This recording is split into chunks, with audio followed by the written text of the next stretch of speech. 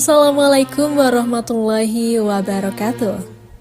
Sahabat kaum wasilah yang dirahmati Allah, di masa lalu, tersebutlah seorang Raja Balkan yang mengasingkan diri dari kehidupan gemerlapnya duniawi dan memilih untuk menjadi salik dan hidup penuh kezuhudan demi mencari ridho Allah Subhanahu wa Ta'ala. Dan inilah kisah Ibrahim bin Adham, waliullah yang banyak diceritakan dalam kitab-kitab klasik oleh para ulama setelahnya. Ibrahim bin Adham lahir di Balkh dengan nama Abu Ishaq. Ibrahim bin Adham pada tahun 168 Hijriah atau 782 Masehi. Ibrahim bin Adham merupakan seorang raja di Balkh, yakni sebuah daerah tempat awal perkembangan ajaran Buddha.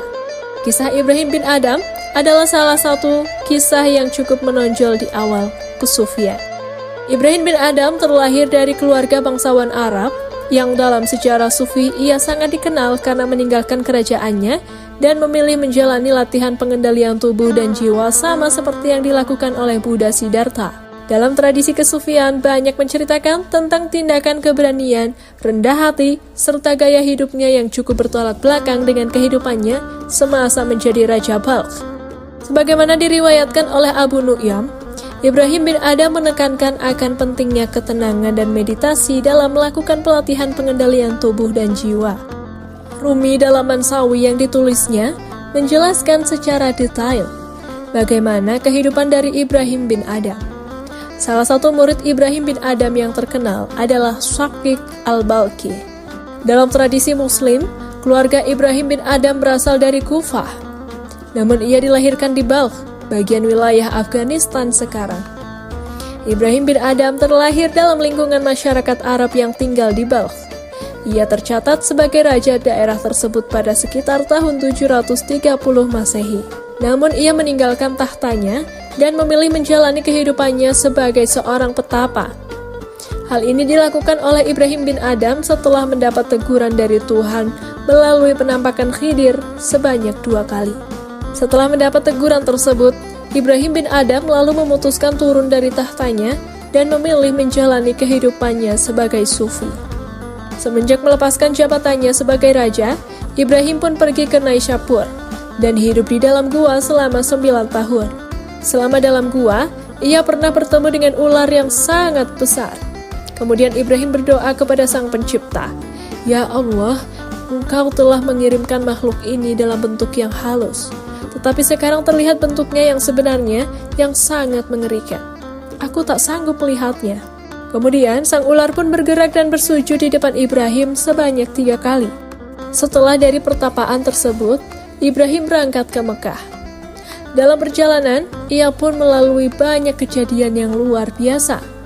Pada saat dia berada di Irak, Ibrahim bin Adham bertemu dengan 70 orang yang berjubah kain perca, yang tergeletak dengan darah dan mengalir dari hidung dan telinga mereka. Setelah 14 tahun berkelana pada padang pasir, akhirnya beliau sampai ke Mekah dan hidup sebagai tukang kayu. Setelah kepindahannya pada tahun 750 Masehi, Ibrahim bin Adham memutuskan menjalani hidup secara semi-nomaden.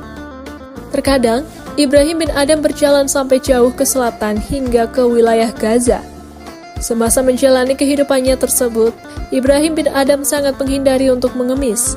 Ia memilih bekerja membanting tulang tanpa mengenal lelah untuk mendapatkan uang sebagai sumber pembiayaan hidupnya sehari-hari. Pekerjaan yang biasa dilakukan olehnya antara lain menggiling jagung atau hanya sekadar merawat kebun. Ibrahim bin Adham juga diperkirakan ikut bergabung dengan militer di perbatasan wilayah Bizantium, dan kebanyakan ahli memperkirakan kematiannya disebabkan oleh salah satu ekspedisi angkatan laut yang diikuti olehnya. Guru spiritual pertama Ibrahim bin Adham adalah seorang pendeta Kristen bernama Simeon. Ibrahim bin Adham meriwayatkan dialognya dengan sang pendeta melalui tulisan-tulisannya. Berikut kutipan percakapan mereka. "Aku mengunjungi penjaranya dan bertanya aku kepadanya, 'Bapak Simeon, sudah berapa lama Bapak terkurung di dalam sini?' 'Sudah 70 tahun aku di sini,' jawabnya. 'Apa yang menjadi makananmu?' tanyaku lagi. 'Ya Hanafi,' jawabnya. 'Apa yang menyebabkanmu menanyakan hal ini?' 'Aku hanya ingin tahu,' jawabku. Lalu ia berkata, "Semalam sebiji kacang." Aku bertanya lagi, "Apa yang membuat hatimu berkata bahwa sebiji kacang sudah cukup bagimu?" Ia lalu menjawab, "Kacang-kacang tersebut datang setahun sekali dan menghiasi selku, dan aku memakainya setiap biji 1 hari. Aku menghormati kacang tersebut. Pada saat jiwaku mulai lelah beribadah, aku selalu mengingatkan diriku pada satu waktu. Waktu yang digunakan oleh para pekerja selama setahun untuk dapat bertahan selama sejam saja. Apakah engkau, ya Hanifah, melakukan pekerjaan terus-menerus untuk memperoleh kemuliaan yang kekal?" Sama seperti halnya para sufi yang lain, makam Ibrahim bin Adham juga memiliki sejumlah makam yang ada di berbagai tempat. Menurut Ibnu Asakir, Ibrahim bin Adham dimakamkan di sebuah pulau di Bizantium. Sementara sumber lain menyatakan makamnya ada di Tirus, di Baghdad. Ada juga yang menyatakan bahwa makamnya ada di kota Nabi Lut. Pendapat lain juga mengatakan makam Ibrahim bin Adham terletak di dalam gua Yeremia di Yerusalem.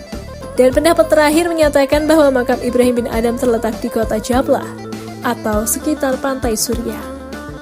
Sahabat, demikianlah kisah kehidupan Ibrahim bin Adham, sang sufi yang hidup zuhud dan meninggalkan kehidupan kerajaan yang berkelimang harta. Nantikan kisah menarik lainnya di channel Kaum Wasilah, dan wassalamualaikum warahmatullahi wabarakatuh.